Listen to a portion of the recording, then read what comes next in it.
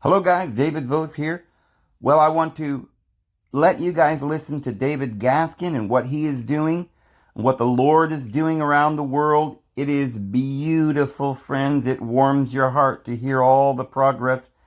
And we're going to have a place of refuge, friends. There's going to be one there in Michigan, as we've been saying. There's also another one going on down in Mexico, and they've got others that are beginning around.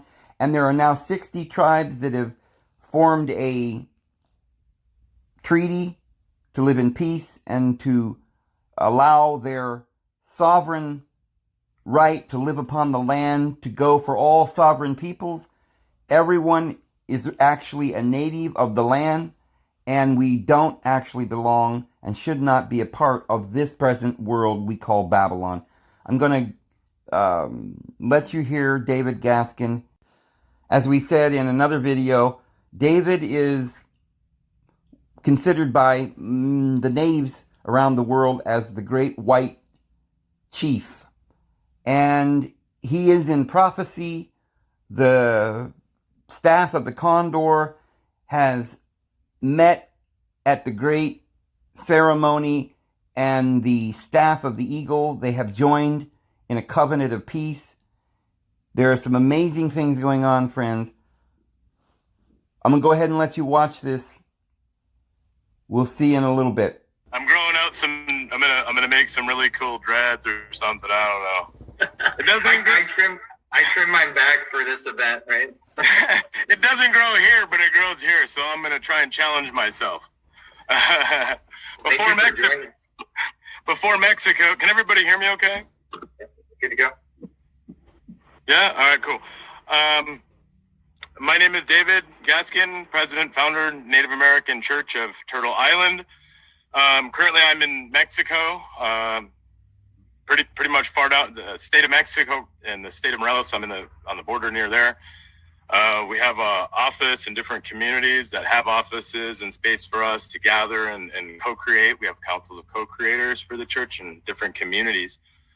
I'm going to start off with a traditional greeting. I'm Anishinaabe in French, and normally when we share things like this in our work, it's good to say a prayer and announce who we are and where we're from and that stuff. So it's just to be able to build a better relationship who we are.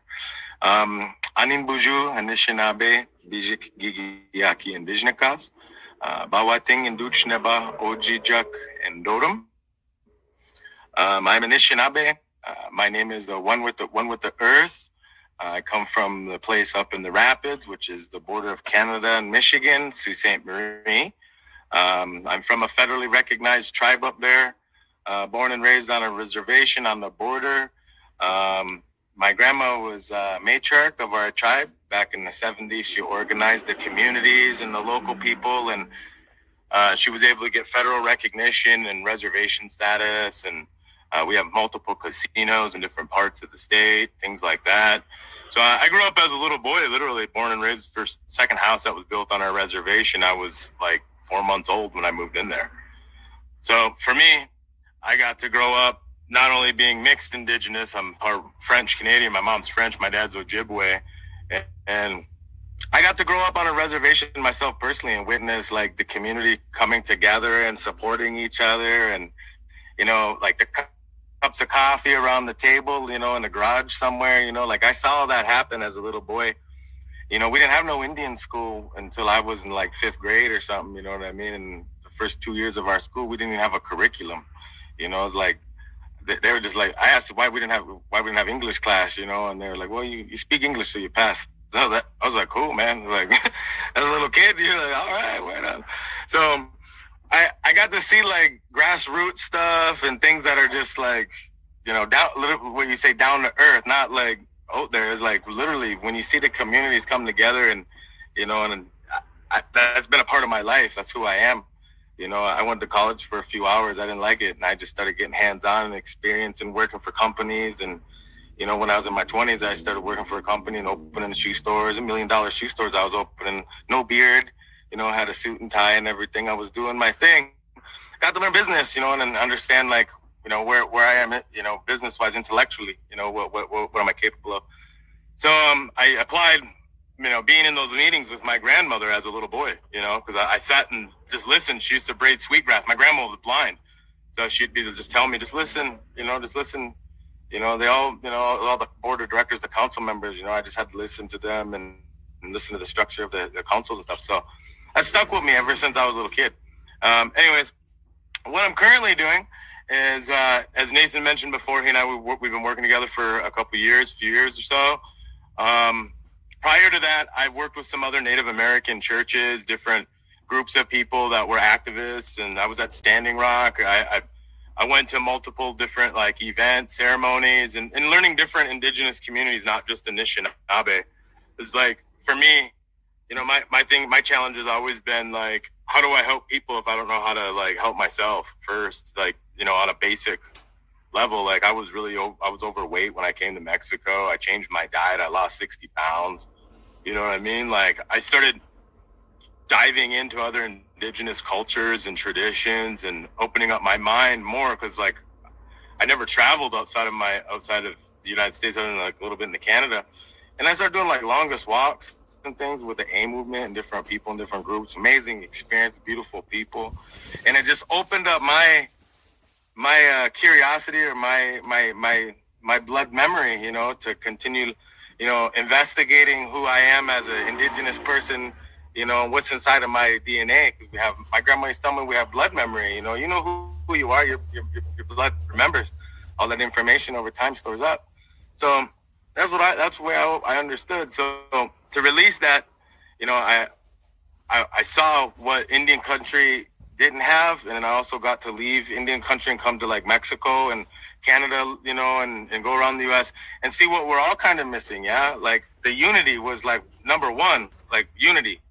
We don't have that, but what we do have in common is we're all sick. Colonialism has made us all sick. Whether we believe it or not. As if we call ourselves traditional, then we don't hate each other. We don't even see differences in each other. We go by our walk. How we interact with each other on a physical level, and in our presence. Proper greetings is an example. Coming with offerings to an elder for a teaching. That's the stuff that we promote. And working with respect with traditional medicines, cultures, languages, and helping restore that, creating an organization for that to even start. Man, how do you activate these projects in communities that don't? I've been to Indian communities that don't have no leaders. There's no council. Some of the places I go in, there's the military don't go, federal police don't go. There's a lot of people that just don't go because there's no quote unquote structure, which in their minds creates security, a form of security. So I believe God, the creator God, and Get You Man Dude's got my back. So I'm in it with good intentions. So I go into those communities and I talk with them. I help gather them. I have translators, amazing people that help. I'm just like everybody. I'm from the res, man. I'm not the best person to understand sometimes, because I come from a concentration camp for Indians, man. We had a picture of a cow on a can called beef, when the government gave us food and cheese, from the guy. I remember that stuff, and abuse in the school. I experienced that as well, So me seeing those faults, in a system or a structure of society, and going and seeing how other communities are set up, even in other languages, because that's even better, because I get to see, more cultures, cultural ways of being, and how to implement that structure too. And so I've been going around and picking pieces and through my experiences, and I put together an organizational structure and plan that here in Mexico, let me explain, they don't have much organization at all, really. If you've been here, I'm surprised I'm able to make this call, really. It's not organized very much. It's just enough. And if you know Mexico very well, like me and some of the people I work with, there's tons of corruption based on lack of organization. To organize, you have to trust, you have to respect each other some, you know what I mean? You have to be able to come together and unite for something bigger, i.e. this project. So what I'm doing is I have a structure. This is in Spanish. I speak English, so I'll just tell you what it says. But I go to the communities, and this is a council, and this right here is the center council of the community, president, treasurer, secretary, which we call as a council of co-creators. And also included with these three people are four more people, which is a grandmother, a grandfather, a youth representative under the age of 20, and a community representative. So there's 7 people that actually direct the community for the church for that represent us there. Yeah. So the little blue dots, those are all the different departments. I'll get into those.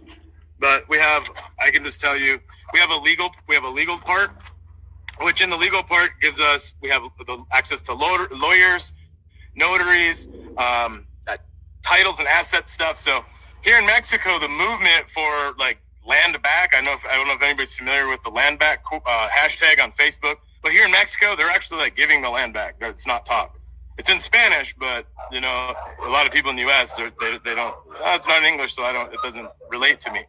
But as a person who lives here, works directly with the communities, I met the president of this country. He has I work with the Federal Congress of the Indigenous here. I work with multiple different councils, dance councils, all sorts of different elders, spiritual youth. So anyways, I'll get back into this. But we have this presentation. I go in, me and our translators, and I show them how to organize that council. And then we have bylaws, which are reglamentos in Spanish. So it gives them like how do you say, like a plan, well, what do we do when there's all 7 of us together? We just sit around and have tacos? No. Well, you can, but you got work to do. So I show them what that work really is and how to organize and structure that work to where it has potential, obviously, to do professional things, not just nationally, but internationally.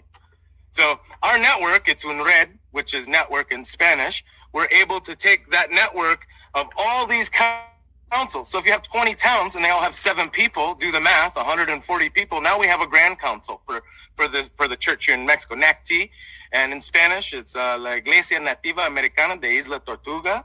So we believe that our Mother Earth is Mother Earth, obviously not Father Earth. The turtle represents the sacred feminine, the women, 13 moons, i.e. your women's menstrual cycle is all connected. Women carry the sacred water and are from the earth. So if you look on the back of a turtle, it's got 13 shapes on there and 28 around the edge. So all of our indigenous cultures had very similar, or if not the same, concepts and ways of thinking about how we were connected as spiritual beings and the earth and the sky. So back in the old times, just before, as colonization was really beginning here and conquistadors landed, they used the church jurisdiction, the Catholic Church. There's many different types of churches. Church is just a word like NBA for basketball. There's many different teams for the NBA. You see what I'm saying? So Native American church, we have many different types of churches, that are Native American. So as an Anishinaabe, we don't have like peyote. We don't have medicines and stuff. What made the Native American church known in the 1890s, and everybody knows it through peyote use, which is a sacred grandfather medicine in the desert. I met with them. I participated in a peyote ceremony 3-4 years ago. I haven't touched alcohol since. So I know as a personal experience to respect these medicines because they're here to help us. If you ask for it, with respect, it's one of our 7 teachings. So again, these are things that are in our Constitution. So you can go on our website. It's in Spanish and English, but nacturtleisland.org. You can go in there. We have an online store. My job is right now. It's a job. There's a lot of work that we put into this. We have a website that allows anybody to come in and make a donation, like right to the church. You can go in. You can see what projects we have, aligned communities and organizations. Through that, we're able to say, the church community in, i.e., let's say Mexicali, they're a part of this project. You're right. Well, we're able to receive assistance, funds, however, any donations, contributions directly towards that project. You see what I'm saying? Or towards that community. And that community is set up for the church, obviously, with the 7 people, to delegate and steward where those contributions, funds. People donate all kinds of stuff. If you know how churches work, people donate many things, different things, not just about money either. So my contribution is creating an organizational structure, and we have our own credentials. We have our IDs, which I travel around I traveled into the U.S. a few times with my church ID. It has all English and Spanish. It's got the laws on the back. We have all of our legal documents, obviously, to open bank accounts. We've done all these things a couple of years ago, about a year and a half. We're relatively new as NECTI. But part of this is being able to like organize the people, give them that service to organize, because they don't know how to do that. How are they supposed to make a decision about a project? Who do you ask? You know what I mean? If there's no organization, you can't ask nobody nothing. You just now you're hostile. Now you're gonna do aggressive stuff by going in there and just doing what you want. That's colonial. So basically, what we're doing is we organize the people, show them benefits like being able to legally identify yourself to carry medicine, sacred items, identify yourself in the Native American as an indigenous person. Not a specific type, because we all have different types of languages, different types of indigenous communities. We all know this. So through our system, we're able to kind of like organize that as well, give people titles like as medicine people, facilitators, administrators, cultivators. Here in Mexico, a lot of the communities, they're asking me to help them organize to cultivate cáñamo, which is industrial hemp. So that's one of the things. I'm meeting with 40 communities just now, 40 communities at one time, and doing presentations, and so they can receive resources to even get seeds. They don't even know where to get seeds. It's been illegal here for so long, and there's no structure here to be able to even do the research. So they have to it's good to have somebody like me or our organization, because we already have those connections, that network available for them. So we can just plug them in, organize them, and then just through that alone, they're gaining hope. They're receiving their land back here. The communities are able to survey and satellite map their own territory, and being able to title that land as an indigenous title. See, because here in Mexico, the federal government, the president, recognized the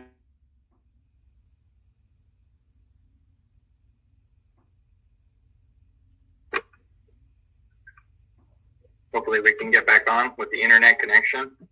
Or maybe David's phone died. He said that he had about 23% on his battery left. As I mentioned before I got cut off, we're able to map and title the lands via satellite and mapping with Indigenous Congress, the federal government here. So we're able to actually survey, go back into this is amazing. This is like very unique work. I don't want to bounce all over the place in topic, but part of my work is being able to explore the old codices of the indigenous communities, which had all the records of their languages, their culture. I mean, all kinds of, including maps, territorial maps of their indigenous towns. Like, for an example, I live in a town in El Ahuete. Next to El Ahuete is another little community, which is Clahuicas, which is another indigenous, which is separate than the Nahuatl. So they're different languages, as a matter of fact, but they're neighbors, and they speak different languages. So for a long time, they've been like, obviously, like we have a lot of rivalry and things. So a lot of that has happened because colonization set it in. That's their thing, is to colonize by dividing, creating these divisions, and then fueling that too as well. So by going in and gaining the trust and working with the communities, just based on what we're doing and actual progress and actual results, like I got communities literally where I show up with our group and our translators and stuff, and we organize the kids and the other people in the community to pick up trash.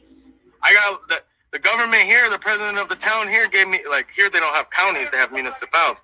Well, they gave me a letter in English and Spanish giving me permission to access these lands as the church and our membership to pick up the trash, sort the trash, teach them how to recycle and do things with the trash. Show them that trash is also a resource. It's not just something you throw on the ground, which that's what they're taught.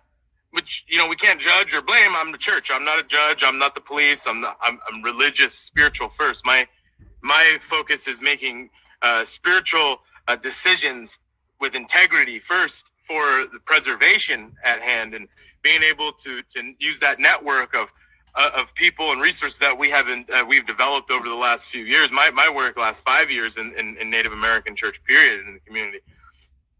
So by being able to to help them organize and be able to title those lands, we're able to, again, get an asset value on that lands based on economic value as well. So if we implement a project on there, that titled land, let's say a whole town, like I have whole towns that join us here. So that whole town actually can get onboarded into a banking system as well, where again, they organize their own council. We're just kind of like consultants. We help them. We bring stuff to them, what they need. We're the helpers. So we don't have to take. If people want to donate to us, they want to donate. That's cool for our services, our time, gas money, all these things to go and do stuff. You know, it all does have a monetary expense. But when we get, we're supposed to also give. So part of us as a nonprofit religious organization is being able to separate all these different projects and organize them so they can receive, you know, all sorts of resources, all sorts of things. You know, what about the companies that are here?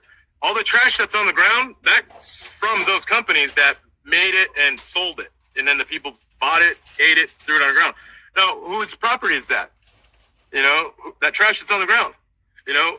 So we should be able to ask them to help us. We are, like I said, we're a tax-exempt nonprofit. They can make a donation instead of paying a crazy amount of taxes. They can donate to the church or directly towards these projects. And they also have an opportunity on our website to pick what they want to donate to.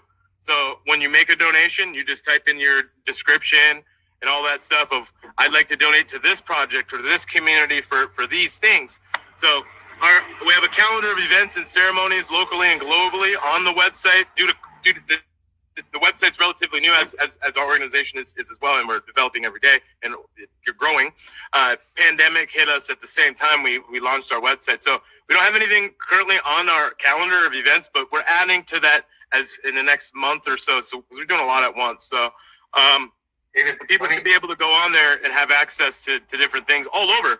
You know, imagine being a member of something and you have access to like safe, responsible, medicinal people that are real, not cultural appropriators.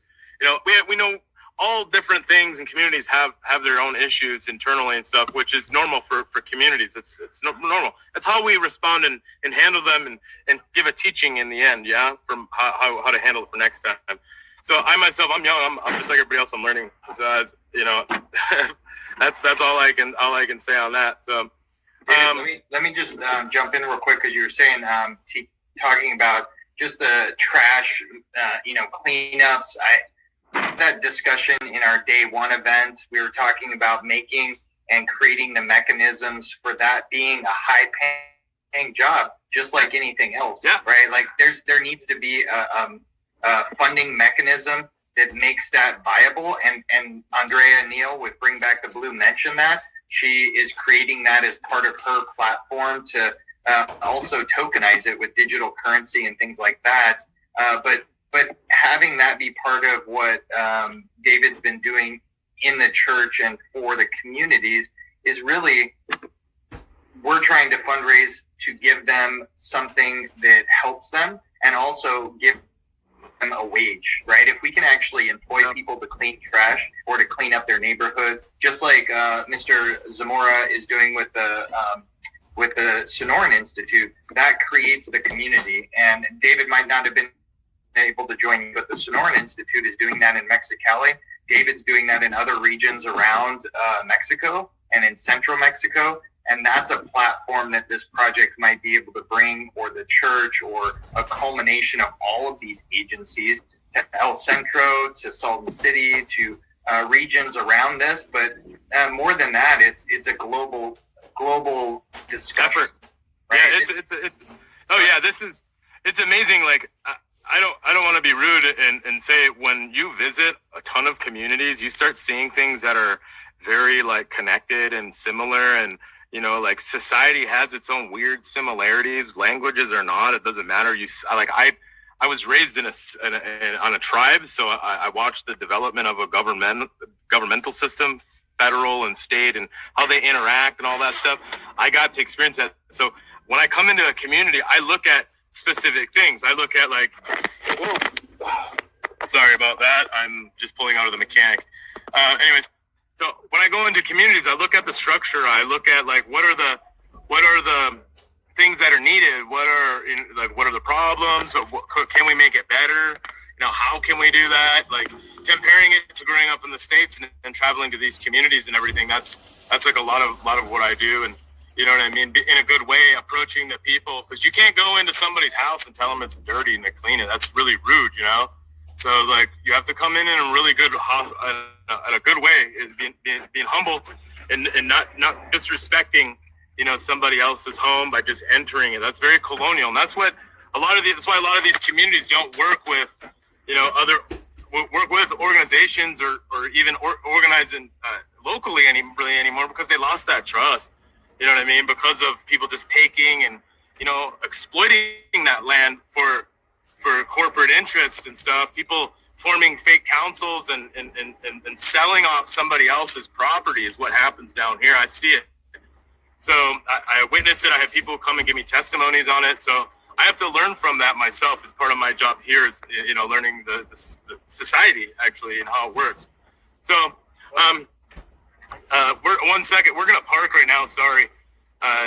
Anyways. Let me jump in real quick, because somebody put in the comments here. It says, Sierra Correct, this is specific to Laguna Salada. I know both of us are really working hard with the Kukapa members to try and build, maybe a demonstration area with them, but this one's specific to large-scale infrastructure. It said Sierra Preto geothermal power plant creates about 840 megawatts of electricity, 240 megawatt FES, which is pumped hydroelectric storage, can be created on Kukapa land, sell power during high demand, water uphill during low demand, more FES for the west side of Laguna Salada in conjunction with massive wind fields there. So, even to that kind of conversation, that isn't something that our church or David or anybody would impose. That's just an opportunity to say, is there a need, want to restore maybe part of the mountain with a habitat, right? Like a freshwater or saltwater marsh up on top of your mountain. Is that something of interest? We can help with the services and bring that forward if interested, right? And so that's a different approach. Like David mentioned, you don't go into somebody's house and tell them that their house is dirty. It's more like, would you be interested in this? What do you need?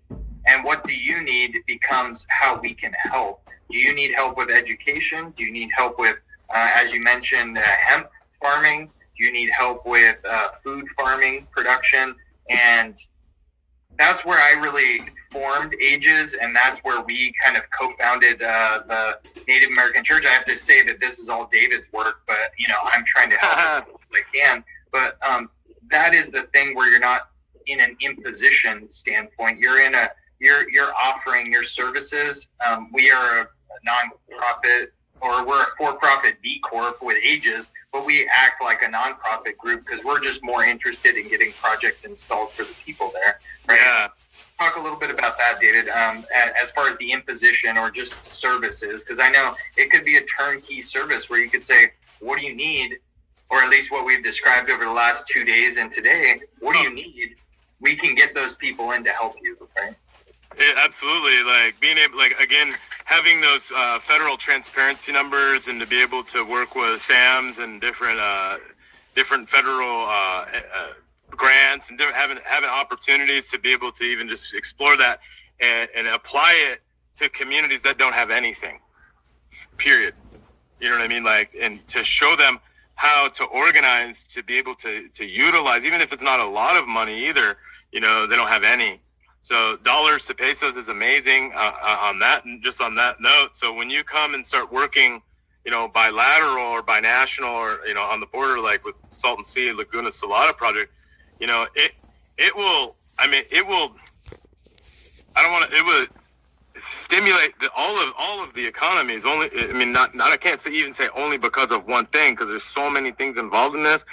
And looking at other projects around Mexico myself, like visiting communities, people show me current projects, people that they're doing. People show me plans on paper, proposals. People show me, I got indigenous people that take me up in the mountains and with their finger point to properties that they want to do stuff on. And I have to have 3 translators with me to translate from Spanish to an indigenous language, from indigenous language over to English, for me to understand. So it's sometimes it's and to organize everybody, and align everybody, and show the unity just through the ability to communicate for projects. I mean, me personally, I grew up, like I said, on a tribe. We have a lot of casinos. I never got into the business part of my tribe because I didn't like the gambling and what it brought, like addictions and all kinds of stuff, open up doors, things to like pull you away from your culture and things like that. So I got away. I got away from that personally, like that type of business. But I wanted to get into business and like do something more than sell shoes or do something. I want to do something that was for my land. I didn't go to college. I went for a little bit, but I didn't learn anything. I didn't feel like it was for me. But I feel a connection to the earth, and I see things that, like just I see if we were to do maybe this and this, and the results could be this.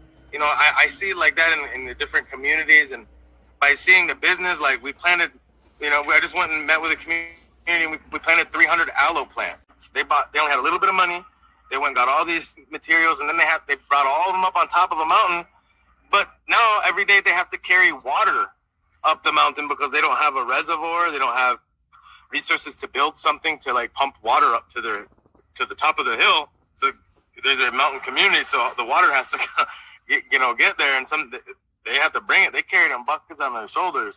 So like just helping them build a water reservoir or something, and help them with the irrigation part and being able to do that is like, to them is like mind blowing because nobody helps them with anything. They have to do it themselves here, so you don't want to come in like as like some cocky, arrogant person who's lived with all everything, like you can take as many showers as you want. You can drink the water out of your faucet, when all that stuff goes out the door and you sleep in the dirt, with the same people, on their land, and you become very humble to how how they live because they didn't have what you had or myself.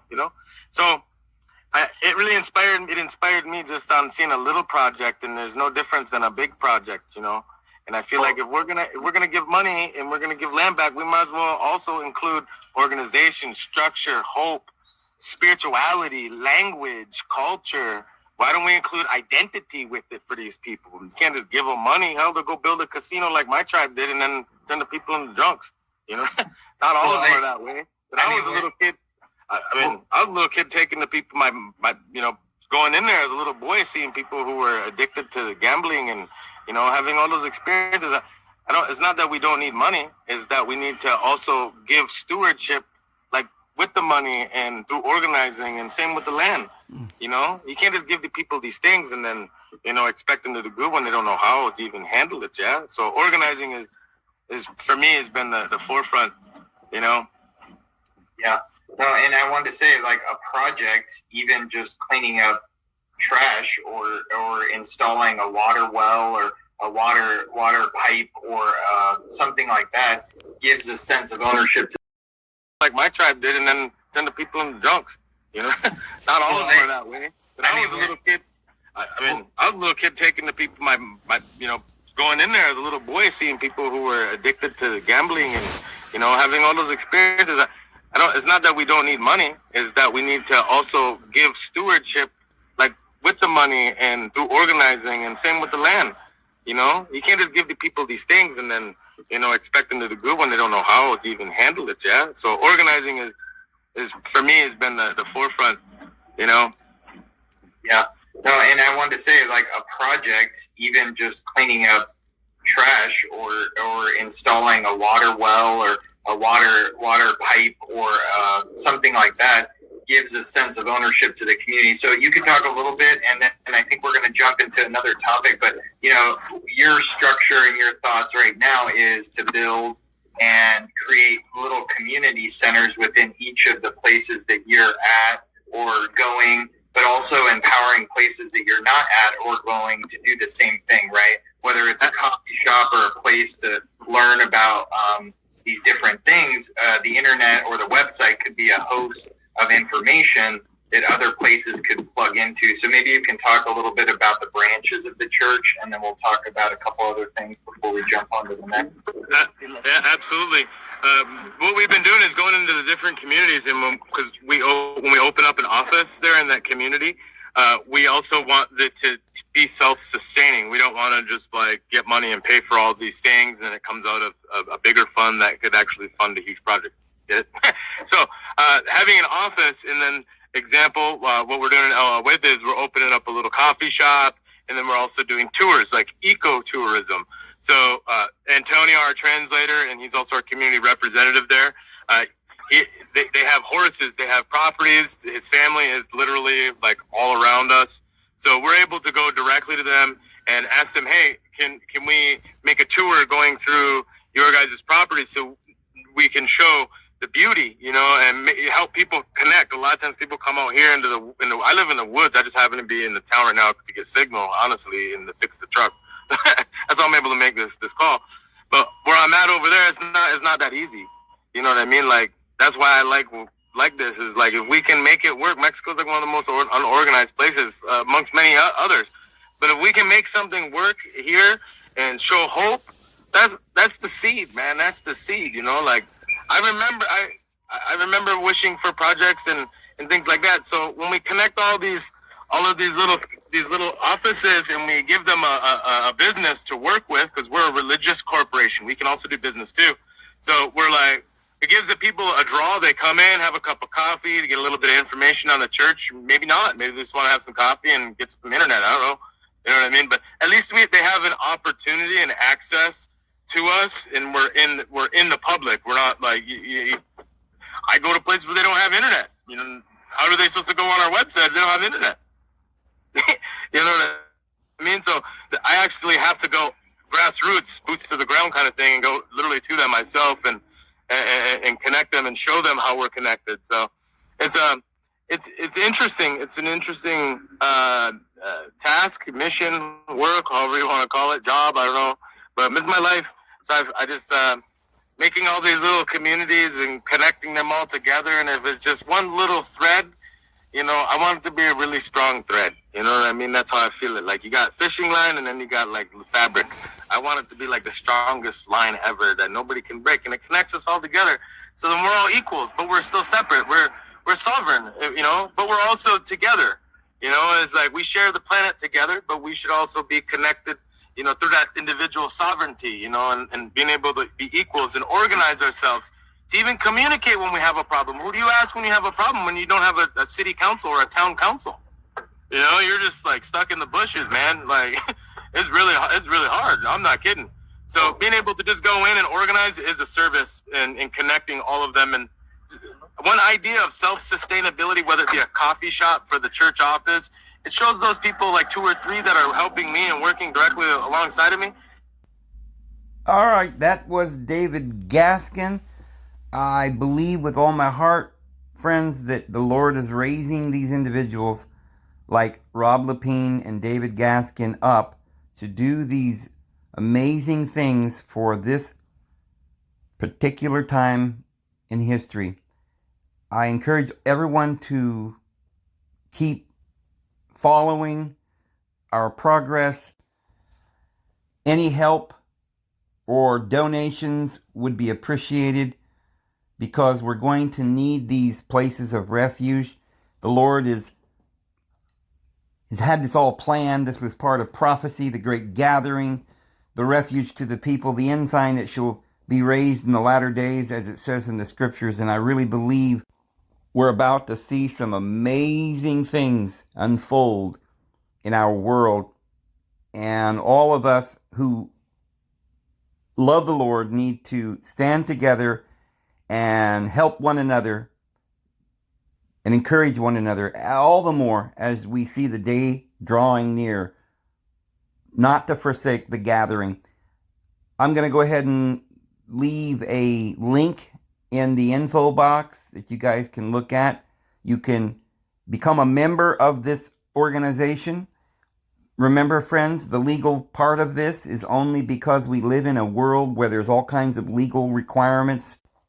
But really, all we're trying to do is get people together, provide a place for people to be, live, eat, prosper, and gather together in the name of the truth, in the name of the Lord. So again, I'm going to leave a link in the info box. I'm going to go ahead and go. I hope you have a wonderful day, guys. David Vos. We'll see you tomorrow.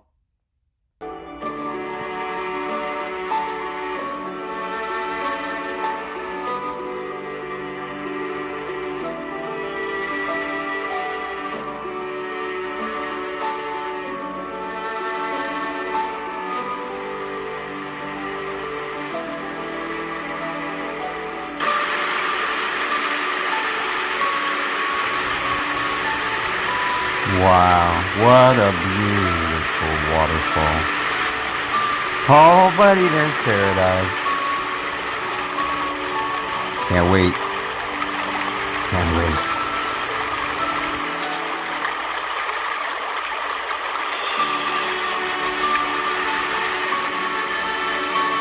Thank you, guys.